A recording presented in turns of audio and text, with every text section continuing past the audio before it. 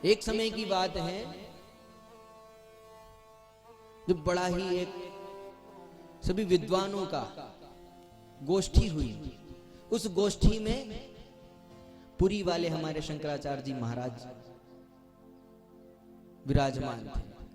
उनसे पूछा गया, प्रभु आप अपनी कुछ कम शब्दों में, 2 शब्दों में कोई ऐसी बात कहिए कि वह ऐसा सार हो कि जगत जगत में उस बात का सब लोग अवगहन करें।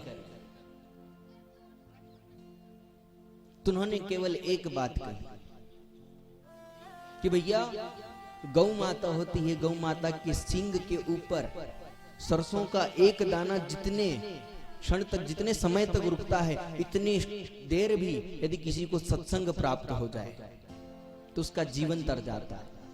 अगर उतने ही जितनी देर सरसों रुकी, इतनी ही देर यदि उसे कुसंग प्राप्त हो जाए तो उसका जीवन खराब हो जाता है।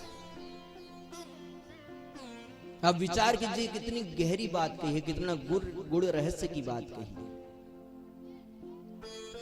लेकिन हम लोग क्या करते हैं? हम लोग उस पशु की भांति ही रह रहे हैं, खाते हैं, पीते हैं, सोते हैं, अपने काम से मतलब रखते हैं। भगवत वार्ता से हमें कोई मतलब नहीं।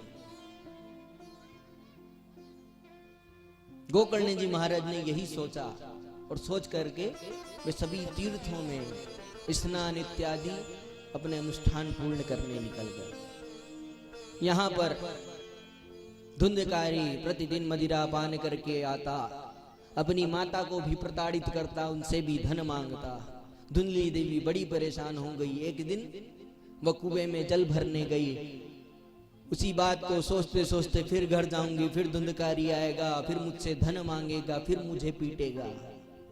यही सोचती सोचती जैसे ही कुएं में से घड़ा निकाल रही थी, घड़े का वजन बढ़ा और धुंधली देवी घड़े के साथ ही कुएं में गिर गई। अब देखिए, जो मनुष्य अच्छे कर्म करता है भगवान उसे ही कर्म का फल देता है, और जो बुरे कर्म करता है उसे बुरा फल देता है। अब आत्मदेव जी महाराज ने भगवान की भक्ति की और भगवान की भक्ति करने के बाद तीर्थ में अपना शरीर छोड़ा। लेकिन धुंधली की अधोगति हुई, क्योंकि भैया इस संसार के सामने हम कितना भी अच्छा बन लें, ये तो कुछ ना कुछ कहेगा, लेकिन हमें बनना है तो उस गोविंद के सामने बने, जिसके पास पहुंचकर हमें अपने कर्मों का लेखा जोखा करना है। हमें उस परमात्मा से नजर मिलानी, हमें संसार के लोगों से नजर नहीं मिलानी, हमें कोई अपने बच्चों से नजर नहीं मिलानी, हमें कोई अपने पिता से नजर नहीं मिलानी। मिलानी है तो केवल केवल हमारे बांके बिहारी लाल से।